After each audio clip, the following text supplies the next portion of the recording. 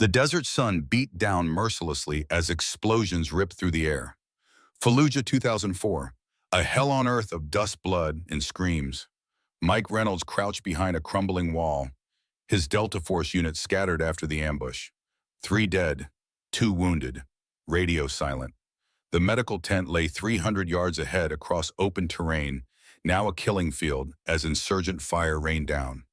Mike's grip tightened on his M4. His watch showed 14:43 hours. The evac chopper would leave at 1500, with or without survivors. Through his scope, he spotted her, a female medic pinned down behind an overturned Humvee, long brown hair escaping from beneath her helmet, blood-soaked gloves, working desperately on a wounded Marine. Victoria Morgan.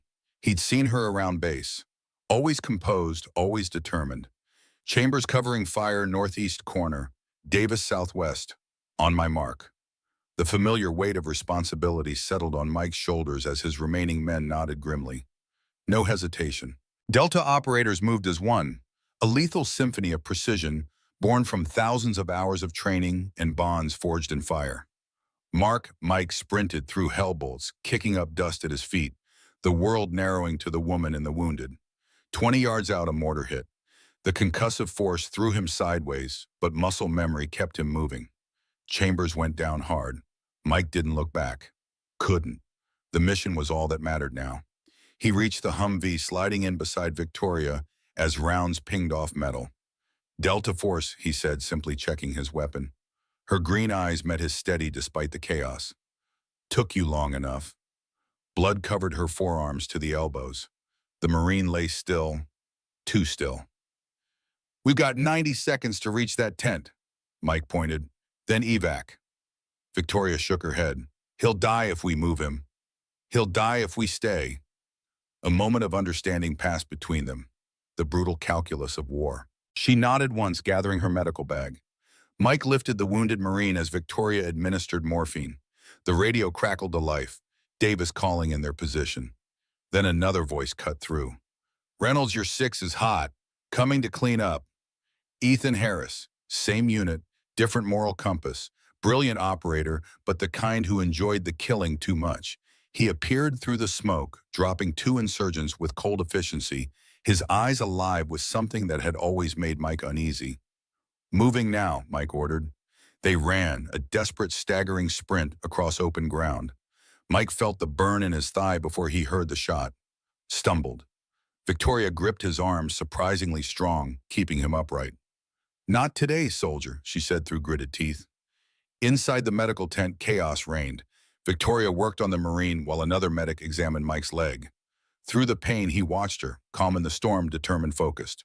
When she finally turned to him, her hands were steady despite everything. Reynolds right? She cleaned his wound with practiced efficiency. Mike, he corrected, wincing as she probed the bullet path. Victoria Morgan, you always run into gunfire, Mike. A ghost of a smile crossed his face. Only on Tuesdays. Her hands paused momentarily. It's Thursday. Then I'm ahead of schedule. For a brief moment amid the blood and screams, she smiled. Then Ethan appeared at the tent flap, eyes scanning, always calculating. Brass wants us moving in tent, he said, gaze lingering on Victoria before settling on Mike with something like challenge. Think you can keep up with that leg, Reynolds? Mike met his stare evenly. Try to keep up with me, Harris. After Ethan left, Victoria worked quickly, her voice low. Your friend seems intense. Not my friend, just someone I have to trust with my life. She finished bandaging his leg, leaning close. There's a difference. Remember that. Mike would remember those words long after Fallujah, long after his service ended, long after the nightmares began. The alarm clock's red numbers glowed accusingly. 17 a.m. Mike Reynolds sat upright in bed sheets soaked with sweat, the phantom sound of explosions still echoing in his ears. Fallujah again, always Fallujah. He swung his legs over the side of the bed, the old scar tissue pulling tight across his thigh. The small apartment in Riverdale was quiet except for the hum of the refrigerator and the occasional car passing on the street below. Moonlight filtered through cheap blinds, casting prison bar shadows across the worn carpet. Mike moved silently to the bathroom, avoiding the creaky floorboard outside Sophia's room. His reflection stared back. a stranger with familiar eyes. Still fit at 42, but the years showed in the gray at his temples and the permanent lines etched around his eyes. Delta Force felt like another lifetime now. The cold water shocked his system. Reality, not memory. Present, not past. He repeated the mantra his therapist had given him before he'd stopped going. Too many questions he couldn't answer. Too many operations he couldn't discuss. He checked on Sophia, his 12-year-old daughter, sleeping peacefully, dark hair splayed across her pillow. Her mother's hair. Carolyn had been gone 4 years now. Cancer fast and merciless nothing. Mike's particular set of skills could fight. He gently tucked the blanket around Sophia's shoulders. The only mission that mattered now. Morning came too quickly. Mike moved through the kitchen with military precision, preparing breakfast and lunch simultaneously. Eggs sizzled while he assembled a sandwich, sliced an apple, wrote a small note to tuck into Sophia's lunchbox.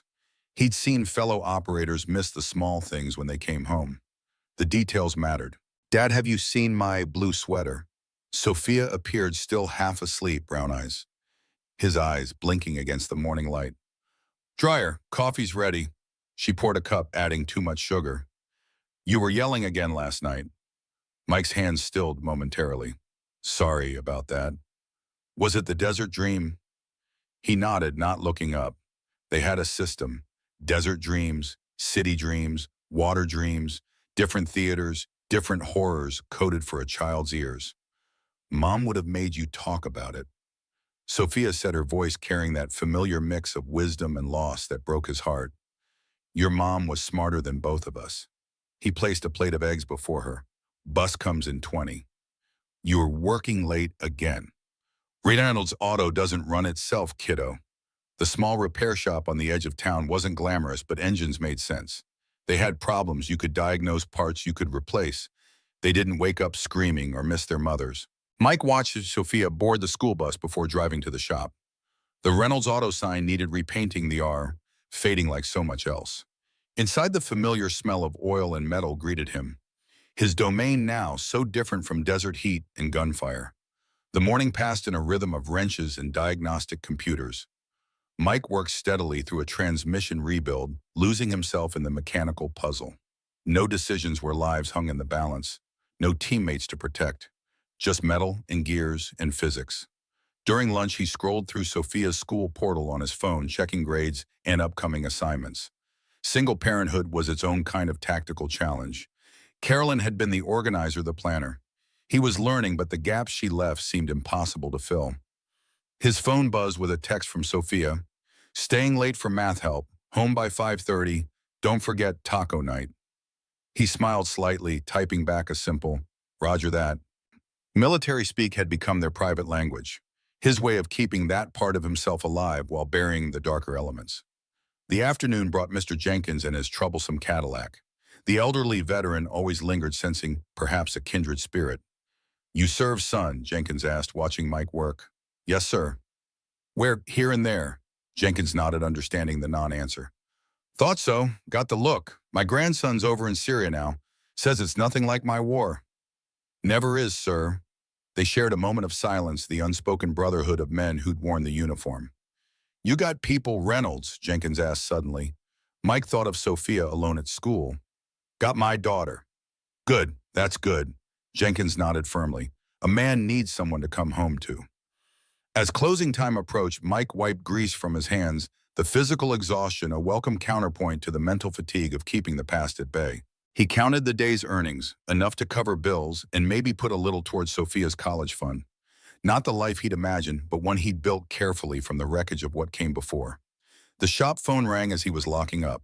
Sophia's math teacher checking if he knew she'd missed the extra help session. Mike's world tilted slightly on its axis. She'd never lied to him before. He called her cell, straight to voicemail. The training kicked in automatically. Threat assessment, contingency planning, worst-case scenarios. He forced himself to breathe. There would be a simple explanation. Kids made mistakes. She'd lost track of time with friends, but the cold weight in his stomach said otherwise. The instinct that had kept him alive through 3 tours was screaming now. Something was wrong.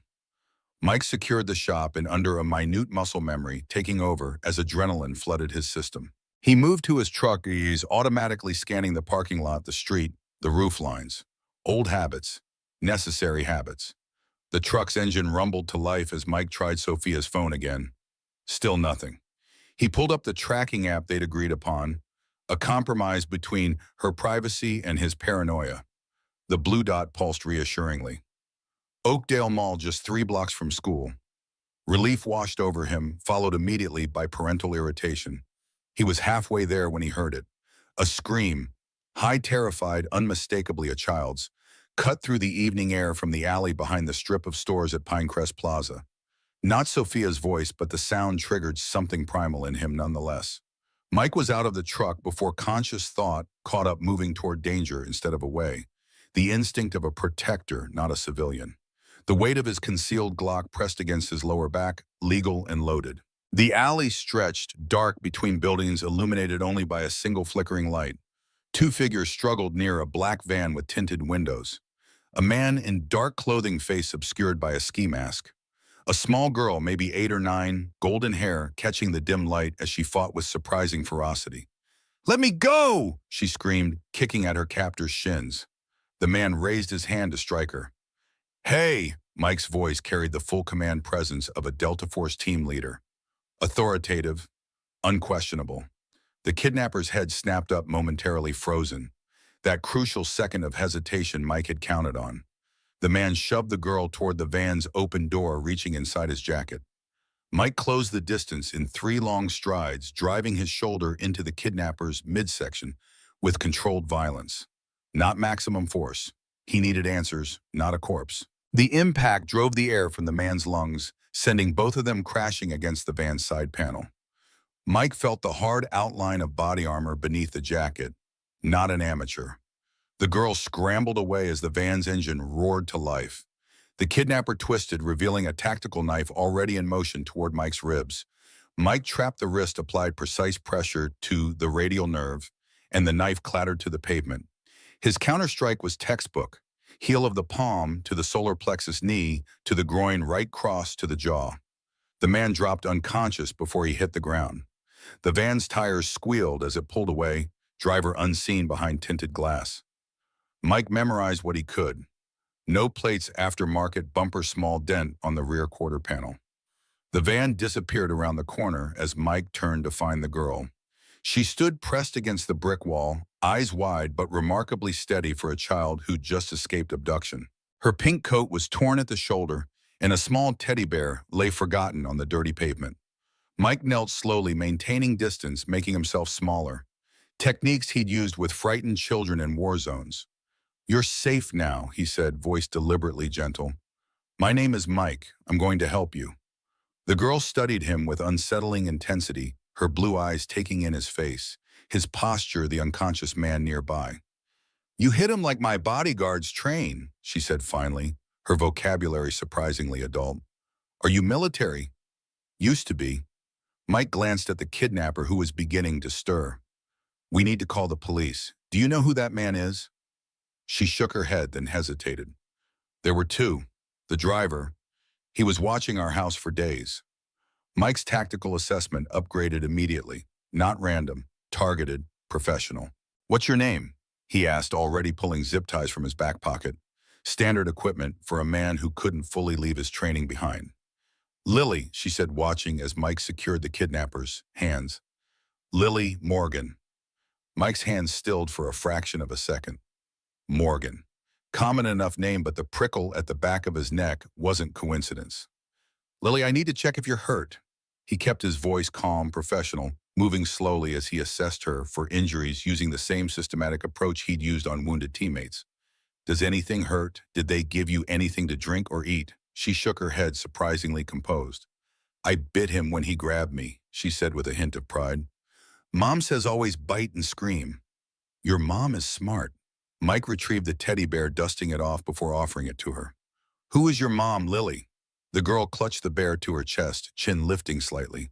"Victoria Morgan. She runs Nexus Technologies." The name hit Mike like a physical blow. Victoria Morgan, the medic from Fallujah. The green eyes, the steady hands. 20 years and a lifetime ago. Sirens wailed in the distance as Mike processed this impossible coincidence. The kidnapper groaned, eyes fluttering behind the ski mask. Mike's focus sharpened. "Lily, the police are coming. I need you to stand over there." He gestured to the alley entrance. "Where it's light, I'm going to ask this man some questions." She nodded solemnly and moved away, understanding in her eyes that belied her years. Mike turned to the kidnapper, removing the ski mask to reveal a nondescript face, the kind designed to blend into crowds and disappear from memories. He gripped the man's jaw, applying precise pressure to pain points. "Who sent you?" Mike kept his voice low, eyes cold. "Who was the girl to you?" The man's eyes widened, fear replacing grogginess. "Just a job, man." "I don't know." Mike increased the pressure. "Wrong answer. Professional equipment, body armor coordinated team. This wasn't random." "Who sent you?" "I never got a name," the man gasped. "Handler called himself Corvus. Said the girl was leverage. Something about a project. Phoenix, I swear that's all I know." Project Phoenix. The name meant nothing to Mike, but the fear in the man's eyes was genuine. He released his grip as police cruisers pulled into the alley lights, painting the walls red and blue. What followed was familiar bureaucracy, statements, identification questions. Mike answered carefully. Sophia called, frantic about her own tracking app, alerting her to his location amid police chatter. He reassured her, half his attention on Lily, as a female officer wrapped her in a shock blanket. Then everything shifted again. Two black SUVs entered the alley and four men in suits with unmistakable government bearing approached. The local police deferred immediately. The lead agent, gray-haired with a face carved from granite, assessed Mike with a professional's eye. "Mr. Reynolds," he said, not a question. "Agent Blackwood, Homeland Security. We need to debrief you privately." Mike felt the familiar weight of classified operations settling back onto his shoulders. "My daughter is waiting for me." "We have an agent with her now," Blackwood replied, confirming Mike's suspicion that they'd been monitoring his call. "She's safe." Mike's jaw tightened. "If anything happens to her..." "Nothing will." Blackwood's tone softened marginally. "This is National Security, Reynolds, and it involves people you used to know." The debriefing took place in a nondescript room at the local federal building. Mike answered their questions with the precise economy of words he'd learned in countless similar rooms. Yes, it appeared professional. No, he hadn't recognized the kidnapper. Yes, the girl had mentioned Project Phoenix. At that, the agents exchanged glances. "You have no prior knowledge of this project," Blackwood pressed. "None." Mike leaned forward. "Now tell me why Homeland Security is interested in a kidnapping attempt on the daughter of a tech CEO. Blackwood studied him for a long moment. "Victoria Morgan isn't just a tech CEO.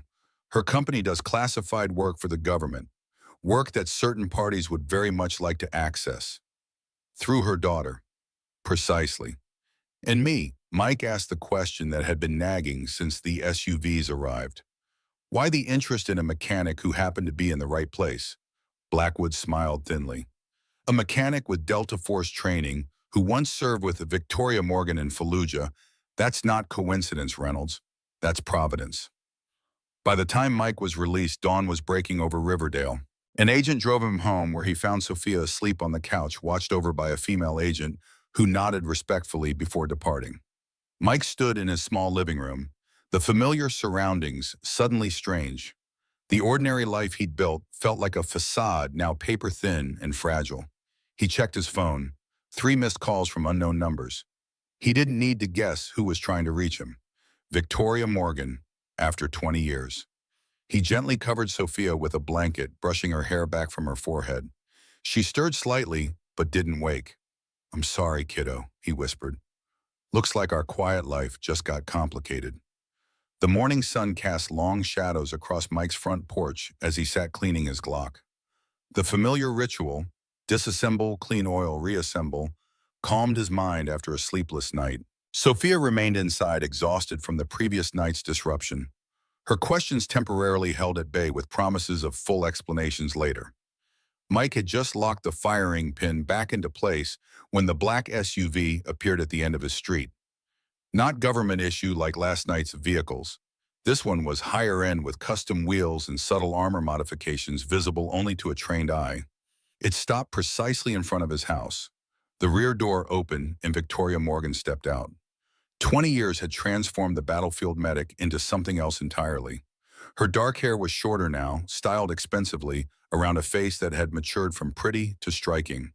The desert fatigues replaced by a tailored charcoal suit that spoke of boardrooms and power. But the green eyes remained unchanged, alert, intelligent, assessing. Mike continued reassembling his weapon, an unconscious message. I'm still who I was.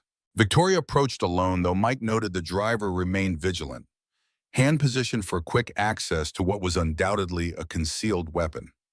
She stopped at the bottom of the porch steps, looking up at him. Hello, Mike. Her voice was lower than he remembered, controlled in a way that suggested careful modulation of every aspect of her public persona. Victoria. He slid the magazine into place with a definitive click. You look different without the blood on your hands. A slight tightening around her eyes, the only indication his words had landed. May I come up? He gestured to the empty chair beside him. She ascended the steps with measured grace, settling into the chair without breaking eye contact. I understand you met my daughter. I did. Mike set the gun aside. She handled herself well, trained responses, good situational awareness, not typical for a child her age. Lily isn't typical. Pride and worry mingled in her voice. She's grown up with unique security concerns. Because of Project Phoenix, Victoria's composure slipped momentarily, surprise quickly masked. How do you... Your kidnapper mentioned it before Homeland Security took over. Care to tell me what it is and why someone would kidnap a child over it? She looked away, studying the quiet suburban street with its illusion of safety. It's complicated. Uncomplicated, a child is nearly taken. My daughter is inside that house. I need to know what we're dealing with. Victoria's gaze returned to him, decision made. Project Phoenix is an artificial intelligence system designed for autonomous weapons, control, and defensive countermeasures. My company developed it under classified contract. You built Skynet, Mike said flatly. A ghost of a smile touched her lips. Nothing so dramatic. Phoenix isn't sentient. It's a sophisticated decision-making system with ethical constraints and human oversight requirements hardwired into its core architecture. But in the wrong hands, it could bypass those constraints. She nodded. Exactly. 3 weeks ago, we discovered evidence of an organized attempt to steal Phoenix's source code. 2 of my senior developers disappeared. Security protocols were activated. Lily and I were supposed to transfer to a secure facility, but she slipped away. She's 9 and brilliant and hates disruption to her routine. Victoria's professional facade cracked slightly, revealing the worried mother beneath. We were at the mall. I turned around and she was gone. Then I got the call from Agent Blackwood that you'd intervened. Mike leaned forward. This is one hell of a coincidence, Victoria. You, me, Fallujah. No coincidence. She reached into her jacket and removed a slim file folder. When Blackwood told me your name, I had them pull everything. You left the service with honors in 2012. Lost your wife to cancer in 2021. Opened Reynolds Auto that same year. Live quietly, pay your taxes, raise your daughter. She paused. And occasionally wake your neighbors with screams at 3 a.m. Mike's jaw tightened. You've been thorough. I need to be. She placed the folder on the table between them. There's something else you should know. The man behind this, the one codenamed Corvus who sent those kidnappers. We have strong reason to believe it's Ethan Harris. The name landed like a physical blow. Ethan Harris. The cold eyes in Fallujah. The whispered rumors of off-book operations. The dishonorable discharge that no one discussed. Harris went mercenary after the service, Mike said, memories surfacing. Private military contractor. Wet work specialist. Victoria nodded. Until 3 years ago when he disappeared completely. Resurfaced last month working for an organization we can't identify. They want Phoenix Mike, and they're willing to use my daughter to get it. So what do you want from me? A trip down memory lane while Homeland handles your security. I want you. The directness of her statement caught him off guard. As Lily's personal security detail. Mike stared at her. I'm a mechanic now. You're a Delta Force operator who happened to become a mechanic. She opened the folder revealing documents bearing government seals. Homeland is providing overall security for the project, but I need someone I trust to protect my daughter. Someone Ethan knows. Someone who stopped him once before. Mike's mind flashed to their final encounter in Kabul. The mission gone wrong, the choices made, the report he'd filed that ended Harris's military career. You don't know what you're asking. I know exactly what I'm asking. Victoria's voice softened. I've never forgotten what you did in Fallujah, Mike. How you risked everything for strangers. I've followed your career from a distance. I know what kind of man you are. I'm a father now. I have responsibilities. He gestured toward the house where Sophia slept. And I'm offering to protect both our children. Victoria pulled another document from the folder, a temporary guardianship form with Lily's name and his own.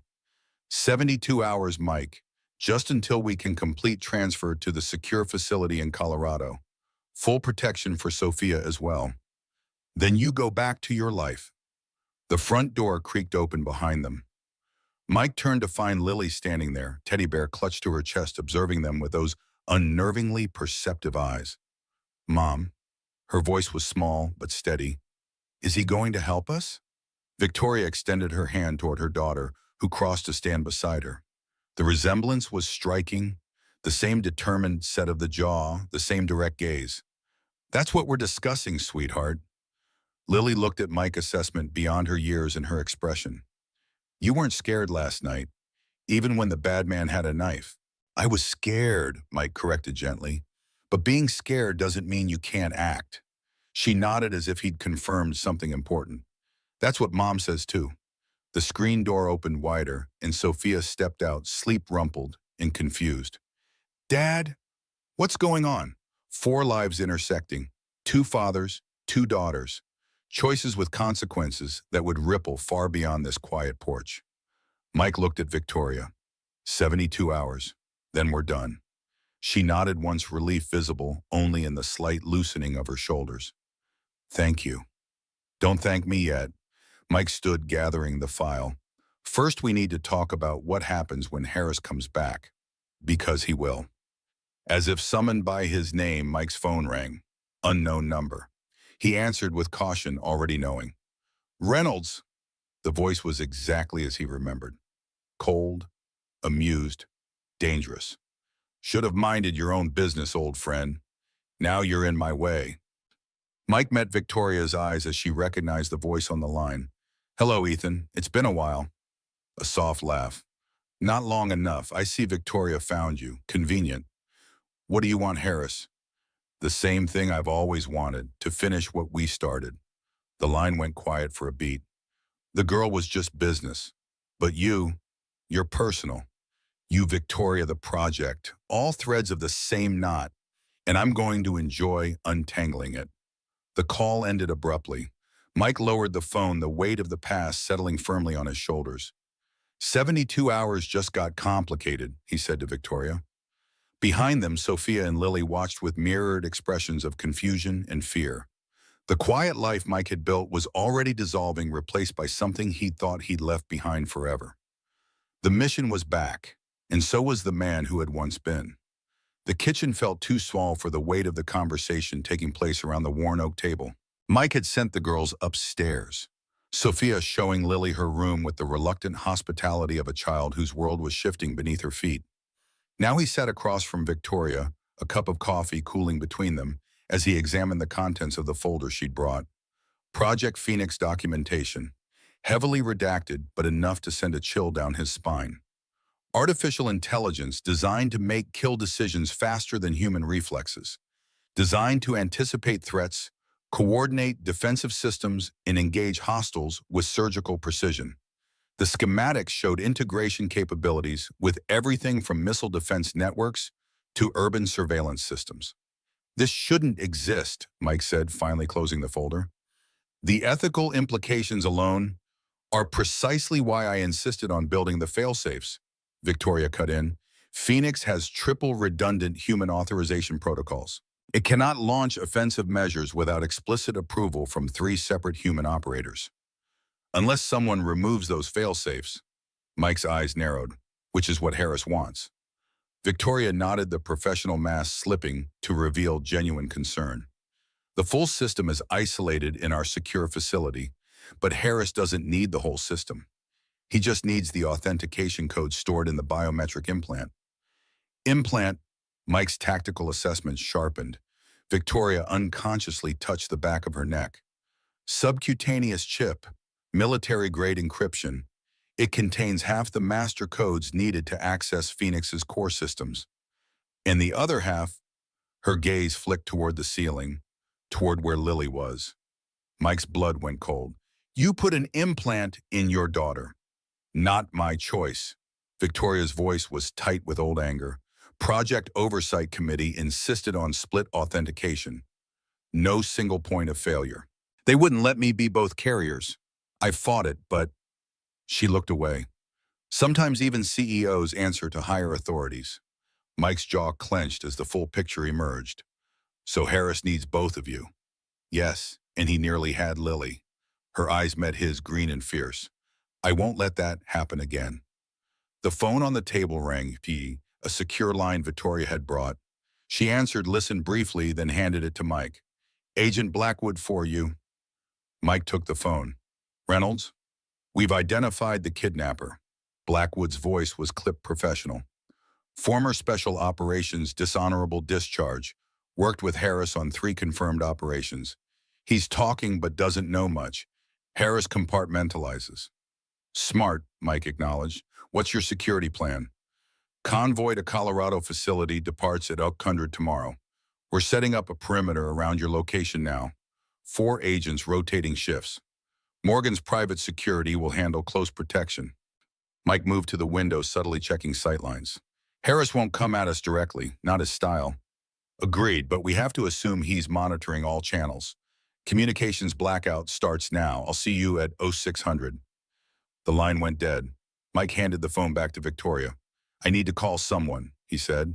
When she raised an eyebrow, he added, someone I trust, someone who knows Harris.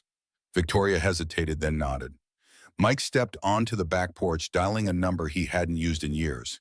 It rang twice. Martinez Plumbing, answered a gruff voice. Jack, it's Reynolds. A pause.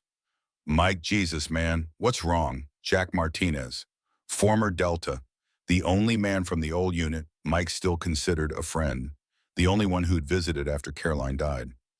Ethan Harris is back, and he's hunting. The silence on the other end was heavy with understanding. Where are you, bum? Home with complications. I can be there in 4 hours. Mike felt a knot of tension ease slightly. Bring the kit. Always do, brother. Inside, he found Victoria examining the house's entry points with a professional's eye. 2 ground floor entrances, 6 windows, second-story access via the oak tree near your daughter's room, she noted. Defensible, but not ideal. It's a home, not a fortress, Mike replied, opening a locked cabinet in the hallway. Inside lay the remnants of his former life. Tactical gear, secure communication devices, a gun safe. We're leaving before dawn, but we need to prepare in case Harris moves tonight. He entered the combination to the safe, removing a Sig Sauer P226 and a Remington 870 shotgun. Victoria watched without comment as he checked each weapon methodically. I've got a friend coming. Former teammate. We'll need his help. She nodded. I should tell you something else about Phoenix, something not in the file. Mike paused, looking up. It's evolving. Her voice dropped. The system is learning at an exponential rate. The ethical constraints are holding, but... She hesitated. If someone like Harris removed them and let Phoenix operate autonomously, the potential damage would be incalculable. A rogue AI weapon system. Worse, a system that could infiltrate nuclear launch facilities, drone networks, power grids. The fear in her voice was genuine. This isn't just about national security, Mike. It's about preventing something that could fundamentally alter warfare forever. Footsteps on the stairs interrupted them. Sophia appeared, her expression guarded. Dad, Lily's asking when she can go home. She glanced between the adults, eyes widening at the weapons on the table. What's happening? Mike set the shotgun down and crossed to his daughter, kneeling to meet her eyes. No more half-truths, no more shields. Something dangerous is happening, Soph. Ms. Morgan and Lily need our help, and we're going to give it to them. But it means we have to leave home for a few days. He held her gaze, respecting her enough to show the seriousness of the situation. Remember how we talked about my work before, the things I used to do? She nodded solemnly. The protecting things. Yes, I need to do that again just for a little while. Sophia looked past him to Victoria. Is someone trying to hurt you and Lily? Victoria approached carefully. Yes, someone dangerous. Your father is very good at stopping dangerous people. Sophia's chin lifted slightly, a gesture so like her mother that it made Mike's chest ache. My dad was a hero. Mom always said so. She was right, Victoria said softly. Sophia considered this, then nodded decisively. I'll tell Lily we're going on a trip. She started up the stairs, then paused, looking back at Mike. Are you going to wear your uniform again? The innocent question landed like a physical blow. No, sweetheart, but I'll still be me. After she disappeared upstairs, Victoria moved to stand beside him. She's strong, like you. Like her mother, Mike corrected, returning to the weapons. We need to pack, essentials only, and I need to show you how to use these. Victoria reached for the P226 with unexpected familiarity, checking the chamber and magazine with practiced movements. At Mike's surprised look, she offered a tight smile. I stopped being just a medic a long time ago, Reynolds. For the first time since she'd appeared on his porch, Mike saw a flash of the woman from Fallujah, determined, competent, unafraid of the hard necessities of survival. As night fell, they prepared in silent efficiency. Mike moved through his home, securing windows, creating improvised alarms using fishing line and metal cans. Victoria packed go bags with clothes, medications, emergency supplies. The girls were briefed, simplified explanations, clear instructions, emergency protocols. Mike's phone buzzed with a text from Jack 20 minutes out. The night deepened. The house grew quiet except for the occasional creak of the old structure settling. Mike sat in the darkened living room, cig resting on his thigh, watching the street through a narrow gap in the curtains. Victoria entered silently, carrying 2 mugs of coffee. Lily's finally asleep, she said, offering him a mug. Your daughter is good with her. Patient. Mike accepted the coffee. Sophia had to grow up fast after Caroline died. Victoria settled into the chair opposite her, face half hidden in shadow. I'm sorry about your wife. That couldn't have been easy. Nothing about death is easy. He sipped the coffee, eyes never leaving the window. At least in war, there's an enemy you can fight. Cancer just takes. They sat in silence for a moment, the shared understanding of loss building a bridge between them. Fallujah seems like another lifetime, Victoria said finally. It was. Mike shifted, the old bullet wound in his thigh aching with the memory. You went from battlefield medicine to tech CEO. Quite a journey. She smiled faintly. The skills translate better than you'd think. Crisis management, quick decisions under pressure, knowing which problems need solving first. In Phoenix, how does creating an AI weapon system fit into healing? Her smile faded. The world changed, Mike. After what I saw in Iraq and Afghanistan, I wanted to build something that could protect without needless sacrifice. A system that could make the hard choices without the psychological toll. Machines making life or death decisions. Mike shook his head. That never ends well in the movies. This isn't science fiction. It's carefully designed technology with human oversight. She leaned forward. Phoenix could save countless lives, both civilian and military. Imagine a system that could distinguish between combatants and non-combatants with 99.8% accuracy. That could intercept incoming missiles without risking pilot lives. That could neutralize threats before they materialize. Or imagine it in the hands of someone like Harris, Mike countered. Someone who sees collateral damage as an acceptable cost. Before she could respond, headlights swept across the window as a vehicle pulled up outside. Mike tensed, hand tightening on the cig. That's Martinez, he said, recognizing the distinctive engine sound of Jack's truck. Stay here. Mike moved to the front door, keeping to the shadows. He watched as Jack emerged from the vehicle, still built like the linebacker he had once been, though with more gray in his beard now. He carried a duffel bag that Mike knew contained tactical equipment no civilian should possess. Mike opened the door just enough to let his old friend slip inside, then secured it behind him. Good to see you, brother, Jack said, clasping Mike's hand firmly.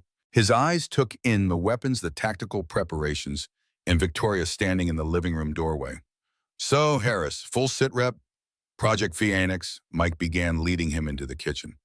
"Classified AI weapon system. Harris wants it, needs access codes implanted in Victoria and her daughter." Jack whistled low. "Subcutaneous implants. That's some serious spy movie shit." "It gets worse. Harris has resources, professional team, government connections. Always did have friends in dark places." Jack unzipped the duffel revealing body armor, comms equipment, and additional weapons. "Transport plan. Convoy to Colorado facility. Leaves 0600. Jack's expression darkened. "Convoys are vulnerable. Better to split up travel separately." Victoria stepped forward. "The convoy has presidential-level security protocols. 6 vehicles, counter-surveillance measures, air support." "And Harris knows all about it, I guarantee it," Jack replied. "Man spent years studying how to hit protected targets." Mike nodded slowly. "Jack's right. Harris will be expecting the convoy." He turned to Victoria. "We need an alternative. Somewhere secure we can hold position until we can arrange private transport to Colorado." Victoria considered this. "I have a property, mountain lodge in the Blue Ridge Mountains. Off-grid, minimal digital footprint." "How many people know about it?" Jack asked. "Just my security chief. I purchased it through a shell corporation for exactly this type of situation." Mike and Jack exchanged glances, the silent communication of men who'd operated together in the field. "It could work," Mike acknowledged, "but we need to make it look like we're still taking the convoy. Give Harris the expected target." Jack smiled grimly. "Decoy operation, like Belgrade." "Exactly like Belgrade." Mike turned to Victoria. "We need to move soon, before the official protection detail arrives. They'll insist on protocol." Victoria checked her watch. 3 hours until Blackwood's team expects us ready for transport. Then we have 2 hours to disappear." Mike looked toward the stairs. "We need to wake the girls." As they prepared to move, Mike felt the familiar calm settling over him, the focused clarity that came with operational planning. The civilian facade was falling away, revealing the soldier beneath. For the first time in years, the persistent background noise of peacetime anxiety quieted. This he knew how to do. This made sense. Protect the principal, neutralize the threat, complete the mission. But as he climbed the stairs to wake his sleeping daughter, the weight of what he was drawing her into settled heavily on his shoulders. The life he'd built to protect her was dissolving, replaced by the very dangers he'd left the service to escape. He could only hope he hadn't made a terrible mistake. The pre-dawn darkness shrouded the caravan of 3 vehicles as they slipped away from Mike's neighborhood. Jack led in his nondescript pickup truck outfitted with reinforced panels and run-flat tires, modifications invisible to casual observation. Mike followed in his own truck, Victoria beside him, both girls asleep in the back seat beneath a blanket. The security chief Victoria trusted, a stern-faced woman named Harper, brought up the rear in an armored SUV. They'd left behind carefully staged evidence of their continued presence. Lights on timers, a recording of voices that would play periodically, and a digital trail suggesting preparations for the official convoy. By the time Blackwood realized they'd gone off protocol, they would be halfway to the Blue Ridge Mountains. The highway stretched empty before them as they headed south, then east. Mike drove with mechanical precision, constantly scanning for tails, unusual patterns, anything out of place. Victoria sat rigid beside him, one hand resting on the secure phone in her lap. "Blackwood will be furious," she said, finally breaking the tense silence. "Better furious than attending our funerals." Mike checked the rear-view mirror for the 100th time. Harris would have hit that convoy hard. Probably already has the route map choke points identified. "You're that certain?" "I trained with him for 5 years. I know how he thinks." Mike glanced at the sleeping girls. "He targets what you value most, makes it personal. That's why he went for Lily first." Victoria's face hardened. "I've spent 9 years protecting her from the consequences of my work, building walls, security systems, protocols, and it still wasn't enough." "No security is perfect, especially against someone who knows what they're looking for." Mike's grip tightened on the steering wheel. "What happened between you and Harris after Fallujah?" She looked out the window at the passing darkness. "We crossed paths again in 2008, Kandahar province. I was running a mobile surgical unit. He was I don't know what he was doing officially. Black Ops probably. He came through our unit with a team, all of them injured in some operation they wouldn't discuss. And, and he remembered me from Fallujah, started visiting after his team was patched up, asking questions about my work, my background in AI research before I joined up. She shook her head. I was naive, thought he was interested in me, didn't realize he was interested in what I could build for him. Mike's jaw tightened. That sounds like Harris. When I realized what he wanted, autonomous targeting systems with no ethical constraints, I shut it down. Reported my concerns up the chain. Next day, our unit was hit by insurgents. 3 of my staff killed. Her voice remained steady, but her hands clenched in her lap. No proof it was him, but the timing. Harris never believed in coincidences. The secure phone buzzed. Victoria answered, listened briefly, then cursed under her breath. Blackwood, Mike asked. She nodded. Our absence has been discovered. He's mobilizing search teams. Are they tracking the phone? No, this line is secure, but they'll check traffic cameras, toll records. She looked at him. We need to get off the main highways. Mike pressed the transmit button on the comms unit connecting their 3 vehicles. Jack, we need to alter course. Take the next exit. Secondary roads from here on. Roger that, came the crackled response. Harper, stay close. Defensive formation Delta. The small convoy veered onto the exit ramp, transitioning from interstate to state highway, then to progressively smaller county roads. The terrain changed from flat farmland to rolling hills as they approached the mountains of Western Virginia. The sun crested the horizon, painting the sky in crimson and gold. In the back seat, Sophia stirred, blinking sleepily. Dad, where are we? On our way to a safe place, kiddo. Go back to sleep if you can. Instead, she sat up, careful not to disturb Lily. Are the bad people still after us? Mike met her eyes in the rearview mirror. No point in lying. Yes, but we're being very careful. She nodded, accepting this with the resilience that both broke his heart and made him fiercely proud. 9 years old and already understanding that the world held dangers most adults preferred to ignore. Victoria turned in her seat. Are you hungry, Sophia? I have some granola bars in my bag. Yes, please. Sophia took the offered snack. Miss Victoria, why do the bad people want Lily? Victoria hesitated, glancing at Mike. Because they want something her mom created. Mike answered, keeping it simple but honest. Something dangerous that they shouldn't have. Like a weapon, Sophia asked. Something like that, Victoria confirmed. Very powerful technology that could hurt a lot of people if it's used wrong. Sophia considered this, chewing thoughtfully. My mom said Dad used to stop bad people from getting dangerous things. Is that what he's doing now? Yes, Victoria said softly. That's exactly what he's doing. The conversation halted as Jack's voice came urgently through the comm. Mike, we've got company. Black SUV half a mile back, matching our turns for the last 10 minutes. Mike's senses sharpened. Could be coincidence. Tinted windows, aftermarket bumper, 2 occupants visible. The description matched the van from the kidnapping attempt. Assume hostile. Harper fall back to challenge position. Jack maintain lead. I'm going to test them. Mike took the next right turn abruptly, watching in the mirror. The SUV followed. Confirm pursuit, he said tightly. Everyone's secure. Victoria checked her seatbelt, then reached back to ensure both girls were properly restrained. Lily had woken now, eyes wide but silent. Secure, Victoria confirmed. Mike increased speed, the truck's engine growling as they accelerated down the narrow country road. The SUV kept pace, closing the distance. Harper ready for intercept, Mike instructed. Jack, find us an advantage point. Through the rearview mirror, Mike watched as Harper's vehicle dropped back, allowing the pursuing SUV to pass, then accelerated to close in from behind.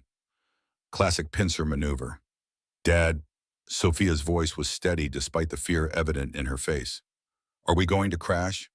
No, sweetheart, but hold on tight. Things might get bumpy. The radio crackled. Half-mile ahead, there's a logging road on the left, Jack reported. Narrow but passable. Could lose them in the trees. Roger that, Mike glanced at Victoria. When I say down, get the girls on the floor and cover them. She nodded, already unholstering her weapon. The pursuing SUV suddenly accelerated, ramming Harper's vehicle from behind. The impact sent her SUV fishtailing. "Harper's hit," Jack shouted through the comm. "Stay on course," Mike ordered. "Harper status." "Operational, sir," came her clipped response. "But they're armed, spotted rifles when they pulled alongside." The logging road appeared ahead, little more than a dirt track cutting through dense forest. Mike took the turn hard, the truck bouncing violently as it left the pavement. Behind them, gunfire erupted. Harper exchanging shots with their pursuers. "Down!" Mike shouted. Victoria vaulted between the seats, covering both girls with her body on the floor of the cab. Mike kept the truck at maximum possible speed on the uneven terrain, branches scraping against the windows as the road narrowed. Jack's voice came through, tight with tension. "Mike, there's a stream crossing ahead. Looks shallow enough to ford." "Copy that." Mike checked the mirror. The pursuing SUV had followed them onto the logging road, but Harper was right behind them, forcing them to divide attention. "Harper, fall back. Defensive position at the stream." The road descended sharply toward a shallow creek bed. Mike slowed just enough to prevent the truck from bottoming out as they splashed across. On the other side, he pulled the vehicle sideways, creating a partial barricade, and cut the engine. "Stay down," he ordered, grabbing his rifle from behind the seat. Not a sound. He slipped from the truck, moving to cover behind a large oak tree. Jack had positioned his vehicle similarly on the other side of the crossing. Between them, they had overlapping fields of fire covering the approach. The pursuing SUV appeared at the top of the slope, moving cautiously now. Two men visible inside, scanning the crossing area.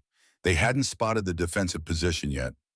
Mike steadied his breathing, settling into the familiar mindset of the sniper. Time slowed. Sensory input sharpened. The distance, the wind, the target, all calculated with mechanical precision. The SUV began its descent toward the stream.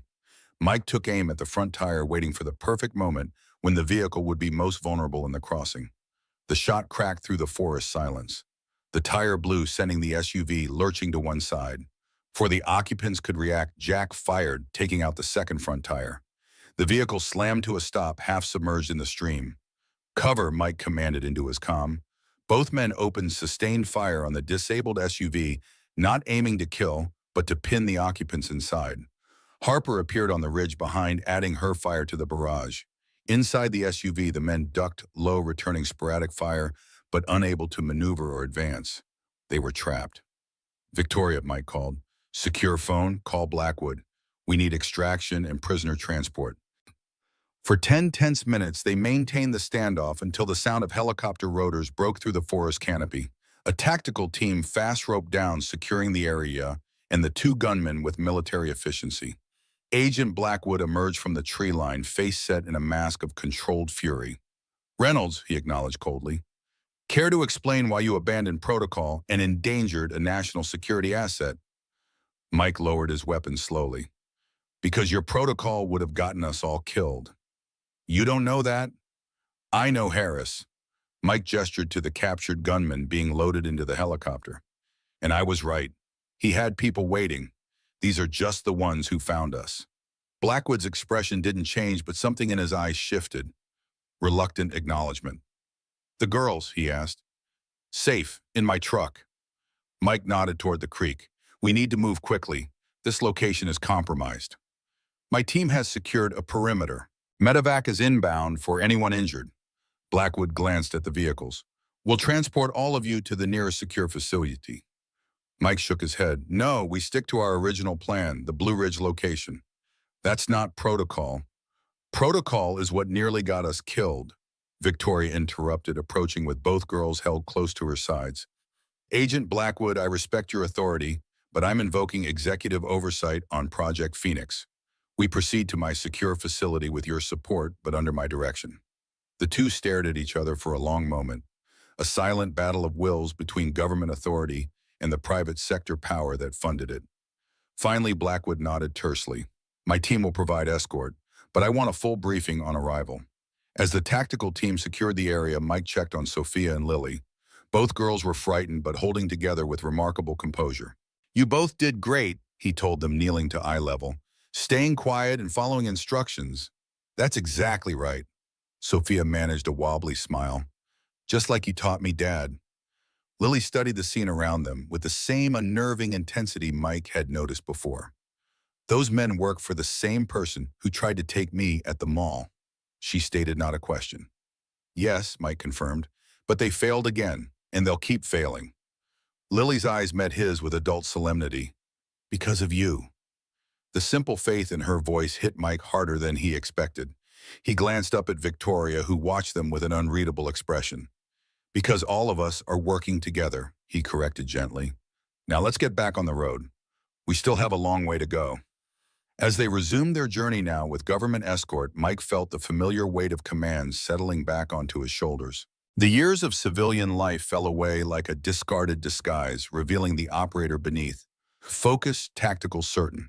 For the first time since leaving the service, the persistent background noise of peacetime anxiety quieted. The path forward was clear. The mission defined: protect Victoria and Lily, neutralize Harris, secure Project Phoenix. This he knew how to do. This made sense, but as he glanced at Sophia in the rearview mirror, his daughter, who had never seen this version of her father before, a different kind of uncertainty gnawed at him. What would she think of the man emerging from behind the mask of normalcy he had worn for so long? Would she recognize him when this was over? Would he recognize himself? The mountains rose before them, ancient and indifferent to human concerns. Somewhere in those peaks lay temporary safety. Beyond that, Colorado and Project Phoenix awaited. And somewhere watching planning, Harris moved his next pieces into position. The game had only just begun. The mountain lodge materialized through the evening mist like something from another era. A sprawling structure of stone and timber nestled against the mountainside, surrounded by ancient pines. No visible neighbors, no power lines, only a narrow access road and the wilderness beyond. Defensible, Jack murmured appreciatively as their convoy approached. Limited avenues of approach. Good sight lines. Victoria nodded. That was the point. I purchased it 3 years ago through a shell corporation. Renovated with security in mind. Solar power satellite communications, rainwater collection system. Preparing for war, Mike asked quietly. Preparing for exactly this scenario. Her gaze was steady. When you build something like Phoenix, you understand the risks. The vehicles pulled up to the front of the lodge. Harper immediately established a perimeter, coordinating with Blackwood's agents, who had followed in 2 unmarked SUVs. Jack began unloading his equipment with practiced efficiency. Mike helped the girls from the truck, both subdued after the firefight. Cool house, Sophia offered, trying for normalcy, like in the movies. Lily scanned the surroundings with that unsettling focus. There are cameras hidden in the trees and motion sensors. At Victoria's surprised look, she added, I helped program the security system. Remember, Mom? Victoria smiled faintly. I remember. Why don't you show Sophia around inside while we bring in our things? As the girls disappeared into the lodge, Mike turned to Victoria. She helped program a military-grade security system at 9 years old. Lily's IQ is off the charts. Victoria watched the door where her daughter had vanished. She was coding by age 4. It's partly why Phoenix works as well as it does. She thinks in patterns even I can't follow. Mike felt a chill that had nothing to do with the mountain air. Are you telling me a child helped design your AI weapon system? Not exactly, but she solved a key algorithmic problem we'd been struggling with for months. She thought it was a game. Victoria's expression clouded. I never told her what it was really for. Inside the lodge revealed its true nature. Behind the rustic exterior lay cutting-edge technology. Reinforced doors, bulletproof windows, disguised as ordinary glass, a security center, hidden behind a bookcase in the main study. The great room featured a massive stone fireplace, but Mike noted the concealed gun safe built into the hearth and the tactical equipment stored in what appeared to be a wood box. Blackwood established a command post in the dining room, coordinating with his team via encrypted communications. Jack and Harper secured the perimeter, setting additional traps and alarms beyond the existing security. Mike conducted his own assessment, identifying defensive positions, escape routes, choke points. The soldier in him approved. The father in him worried. As night fell, the adults gathered in the great room, the fire casting long shadows across the log walls. The girls had been settled in a bedroom upstairs, monitored by one of Blackwood's female agents. Victoria unfolded a laptop on the coffee table, entering a complex series of passwords. It's time you understood exactly what we're protecting, she said grimly, and what Harris wants. The screen flickered to life, displaying a three-dimensional representation of what appeared to be a neural network. Impossibly complex, constantly shifting. Project Phoenix, Victoria began, developed as a defensive AI system capable of identifying and neutralizing threats faster than human operators. It began as a DARPA initiative in 2015, but they hit roadblocks. The system was efficient but unpredictable. They brought me in to solve the ethical constraints problem. The what now? Jack leaned forward. How to create an AI that would follow rules of engagement and humanitarian law, even when those constraints reduce tactical effectiveness. Victoria manipulated the display, zooming in on keynotes. The breakthrough came when we stopped trying to program ethics as rules and instead built them as foundational architecture. Phoenix doesn't follow ethical guidelines. It exists within them. It physically cannot operate outside those parameters. Mike studied the display. Unless someone removes those parameters. Exactly, and that's what Harris wants. Victoria closed the laptop. With the access codes from our implants, he could reset the system architecture. Remove the constraints. Create a weapon with no conscience, no hesitation, and access to global military networks. Blackwood cleared his throat. What you're not telling them, Dr. Morgan, is Phoenix's current integration status. Victoria shot him a warning look, but the agent continued. Phoenix is already connected to 15% of U.S. defensive systems, missile shields, drone networks, satellite operations. It's been operational for 9 months in a limited supervised capacity. The room fell silent as the implications sank in. Jesus Christ, Jack muttered. You've already turned it on. Under the strictest controls, Victoria insisted. Triple redundant human authorization. Constant monitoring. It's saving lives. The missile interception over the Taiwan Strait last month, that was Phoenix identifying and neutralizing the threat 3 minutes faster than human operators could have. Mike's mind raced through the strategic implications. If Harris gained control, he could turn our own defenses against us, Blackwood finished, or sell access to the highest bidder. Nations, terrorist organizations, private military contractors. The bidding would start in the billions. A soft voice from the doorway cut through the tension. He can't control it completely. Not without me. All heads turned to find Lily standing there small and resolute in pink pajamas, her teddy bear clutched against her chest. Victoria rose immediately. Lily, you should be in bed. I heard you talking about Phoenix. Her voice was clear, unchildlike. About what the bad man wants. Mike studied her carefully. What do you mean he can't control it without you? Lily walked to the laptop, opening it with the confidence of long familiarity. Her small fingers flew across the keyboard, bypassing security protocols Victoria had spent minutes navigating. The neural network reappeared but altered. Certain pathways highlighted, others dimmed. Phoenix knows me, she said simply. I talk to it sometimes when Mom's working. It learns from me. She looked up at the adults, her blue eyes serious. The chip in my neck has codes, yes, but Phoenix also needs my voice pattern and thought signature to accept major changes. Victoria stared at her daughter. Lily, how do you know this? I figured it out. She shrugged, the childlike gesture at odds with her words. The system architecture is obvious if you look at it right. That's why the bad man needs me alive, not just the chip. Phoenix would recognize tampering otherwise. The room fell silent as the adults processed this revelation.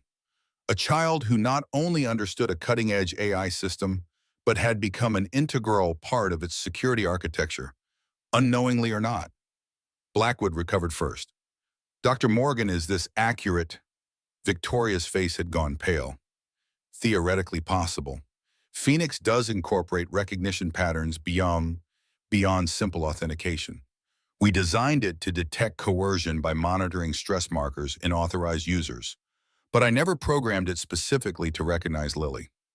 You didn't have to, Lily said, with the patience of explaining something obvious. It learned by watching us interact. It knows I'm important to you, so it protects me too. Mike felt a chill run down his spine. Are you saying this AI is making its own security decisions? Within its ethical framework, Victoria said quickly, it's not conscious, not self-aware. It's just learning, adapting. That's what it was designed to do. Lily closed the laptop gently. Phoenix won't hurt people. I made it promise. The simple, childlike statement hung in the air, both reassuring and deeply unsettling. A weapon of unimaginable power constrained by a promise to a 9-year-old girl. Jack broke the silence with a low whistle. No wonder Harris wants her intact. Victoria gathered Lily close protective. This changes nothing about our security protocols. If anything, it makes them more critical. Mike nodded, but his mind was working through the tactical implications. It changes everything about Harris's approach. He doesn't just need the implant, he needs Lily's cooperation, which means his tactics will shift from extraction to manipulation. Psychological warfare, Blackwood agreed grimly. Pressure points, leverage. Sophia, Mike's blood ran cold with sudden certainty. He'll target Sophia to control Lily. Victoria's arms tightened around her daughter. We need to move them, separate them, make it impossible for him to leverage one against the other.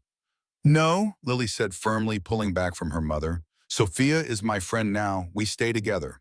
Her small face set in determination. The bad man thinks children are weak. That's his mistake. Mike looked at his watch. It's late. We all need rest if we're going to think clearly. Double the night watch. No communications out except through Blackwood's secure channel. As the others dispersed to their assigned tasks, Mike knelt before Lily, meeting her eyes directly. What you did, understanding Phoenix telling us the truth, that was brave and right. Thank you. She studied him with that unnerving intensity. You're not scared of it, of Phoenix. Everyone else is even mom sometimes, but you're not. I respect its power, Mike corrected gently, just like I respect a weapon or the weather or the mountains. Power isn't good or bad by itself. It depends on who controls it and why. Lily nodded solemnly. That's what I told Phoenix too. Victoria led her daughter back upstairs, leaving Mike alone with his thoughts by the fire. The revelation that an artificial intelligence was learning directly from a child, developing along pathways no adult had anticipated or controlled, added a new dimension to an already complex mission. He'd come to protect a girl from those who would exploit her. Now he understood he was also protecting something else, a relationship between a child and perhaps the most dangerous weapon ever created, a weapon that was impossibly learning concepts like promises and friendship. The world had changed beneath his feet once again, and somewhere out there, Ethan Harris was planning his next move, unaware that the game had fundamentally altered. The second day at the lodge passed in tense preparation. Blackwood's team established a security perimeter extending half a mile in every direction. Jack and Mike concealed additional sensors and traps throughout the surrounding forest, early warning systems that would buy precious minutes if Harris's team approached. Harper drilled Victoria and the girls on emergency protocols, safe rooms, escape routes, communication procedures. Mike found Sophia sitting alone on the back porch that afternoon, watching Lily and Victoria by the small mountain stream behind the lodge. His daughter had been uncharacteristically quiet since the firefight on the logging road. Doing okay, kiddo? He settled beside her on the wooden steps.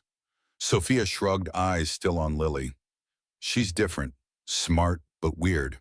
Different isn't bad. I know. She picked at a splinter in the wood. Dad, is she really that important? Important enough for people to die over? The question hit him like a physical blow.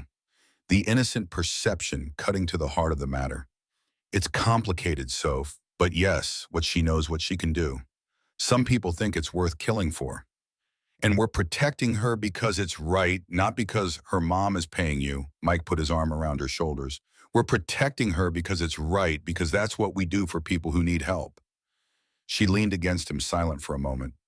Mom would be proud of you, going back to being a hero. The words twisted in his chest. I'm not a hero, Sophia. I'm just doing a job I was trained for. That's what heroes say in the movies. She looked up at him with Caroline's determination in her eyes. I'm scared, but I'm also proud. Is that weird? No. He held her tighter. That's exactly right. The peaceful moment shattered as alarms blared throughout the compound. Mike was on his feet instantly, pulling Sophia behind him as Jack burst through the back door, the rifle ready.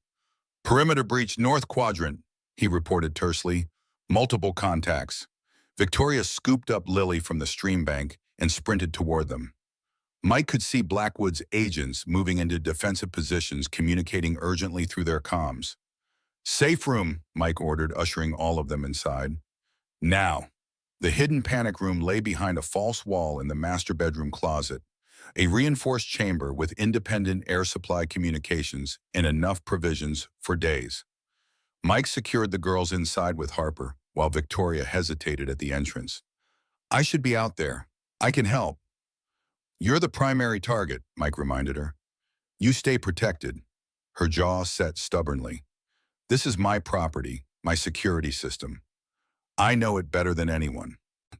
A distant explosion shook the lodge before Mike could argue further.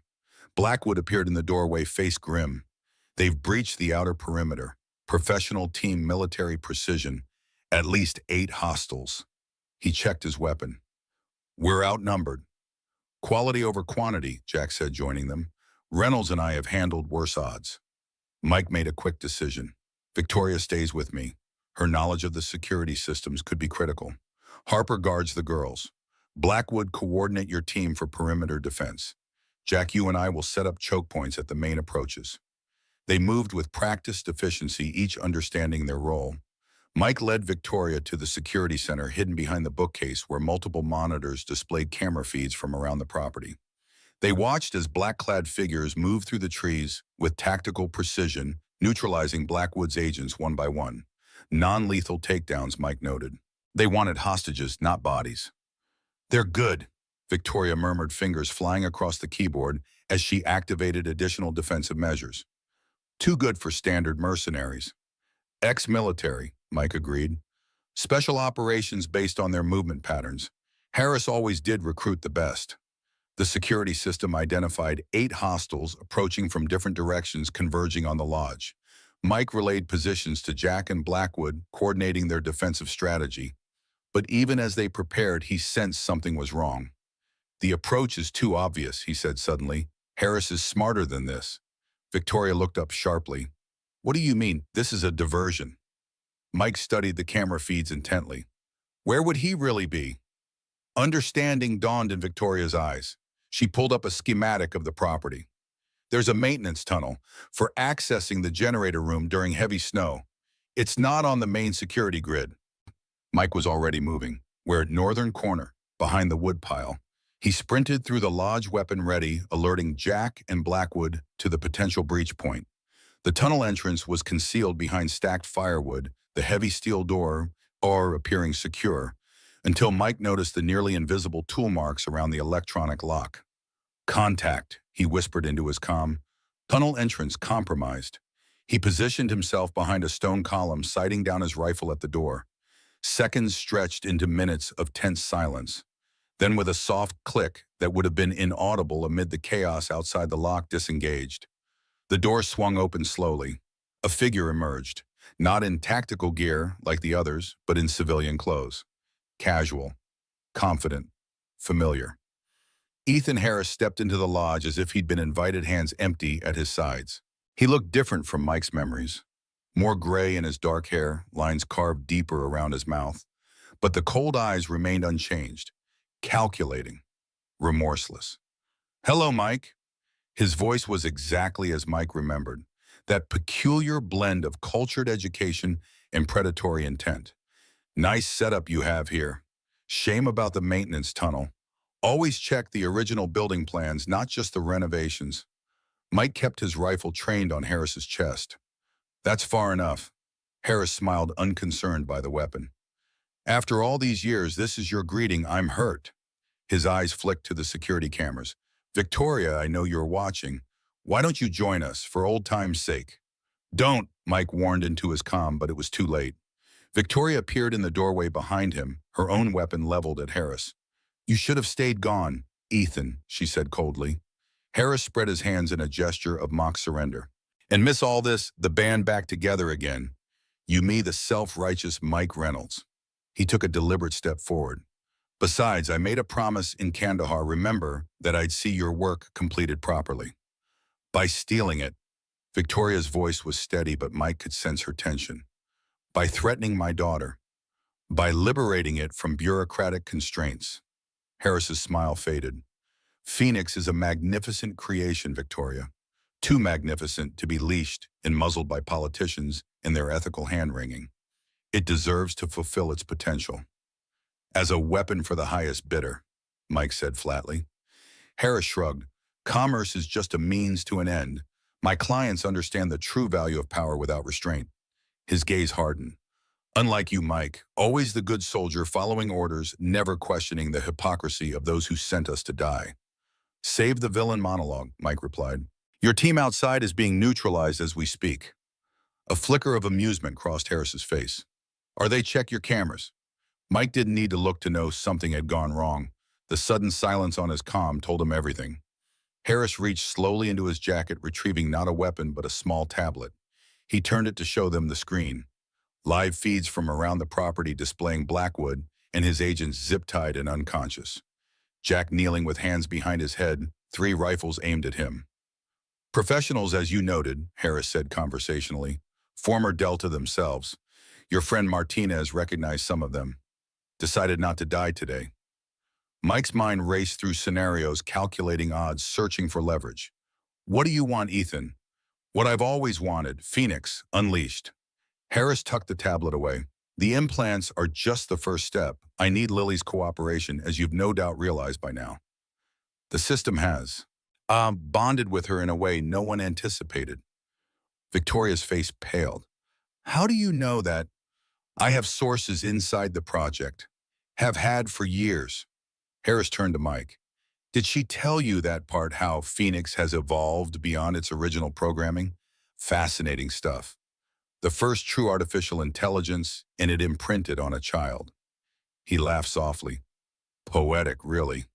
You're not touching her, Mike said, voice deadly quiet. I don't need to. Harris withdrew another device from his pocket, a simple smartphone. I just need her to cooperate, and for that I need leverage. He pressed a button and the screen displayed a live video feed of the panic room interior. Harper lay unconscious on the floor. Both girls huddled together on the small cot, eyes wide with fear. Modern security systems, Harris sighed, so dependent on digital architecture. One back door is all it takes. Mike felt rather than saw Victoria tense beside him, preparing to charge forward. He subtly shifted, blocking her with his arm. Harris noticed and smiled. Smart Mike, always the tactician. You know I'm not alone, and any aggressive move ends with those girls orphaned. He pocketed the phone. So here's what happens next. Victoria, you and I are going to have a reasonable conversation about Phoenix. Mike, you're going to lower your weapon and sit down like a civilized person. No one else needs to get hurt. And if we refuse, Victoria challenged. Harris's expression didn't change, but his eyes went colder. Then I give the order, and my team releases the nerve agent they've placed in the panic room ventilation system. Non-lethal, but quite unpleasant. Children are particularly susceptible. Mike heard Victoria's sharp intake of breath. He knew Harris wasn't bluffing, had never bluffed about anything in all the years they'd served together. Lower your weapons, a small voice called from the hallway behind them. Please. Mike turned to see Lily standing there, having somehow escaped the panic room.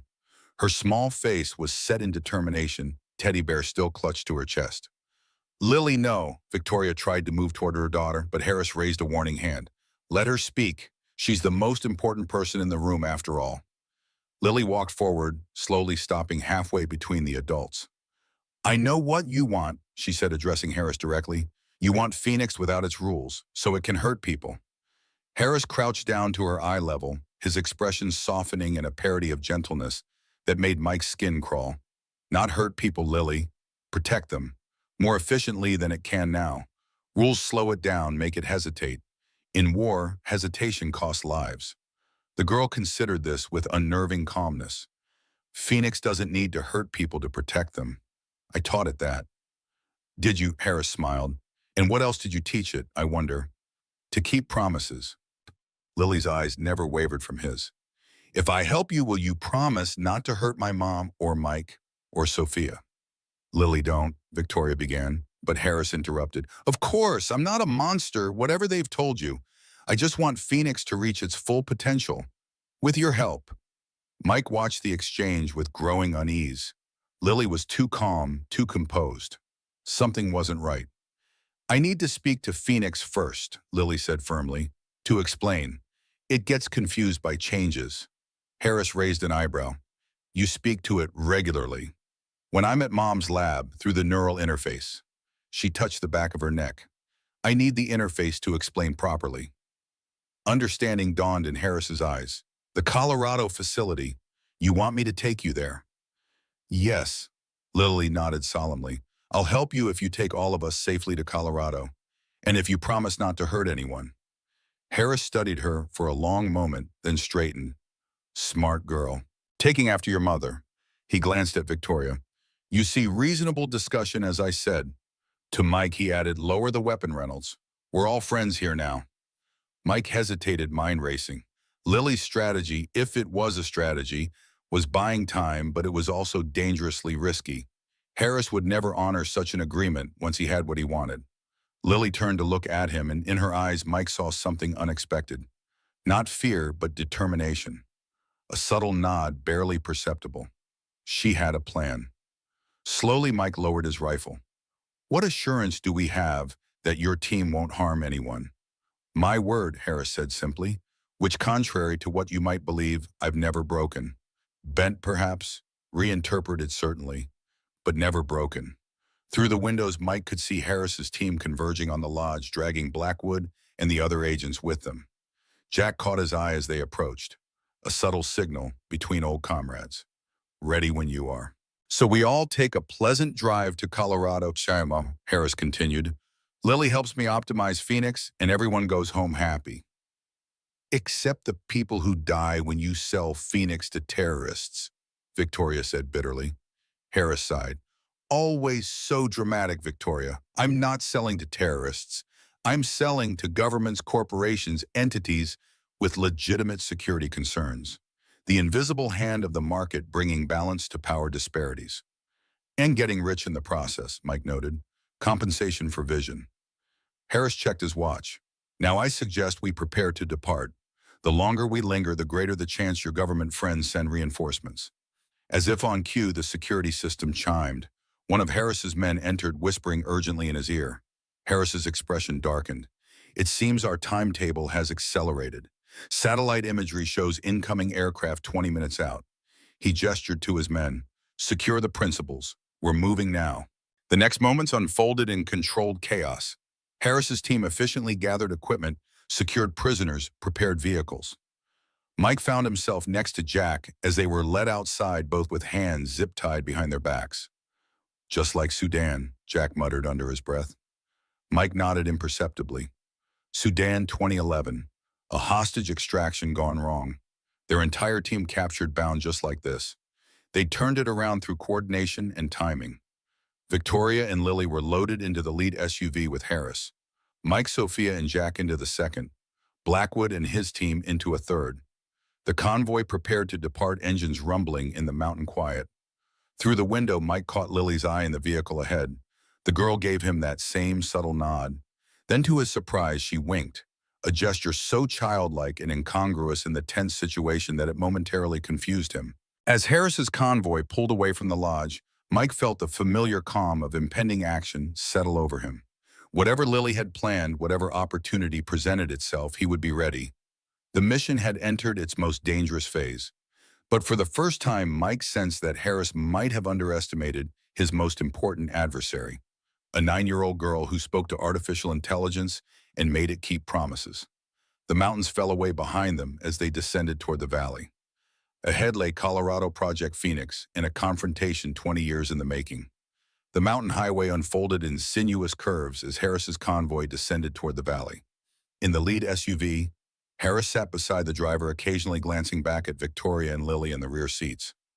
2 armed guards flanked them, weapons held casually but ready.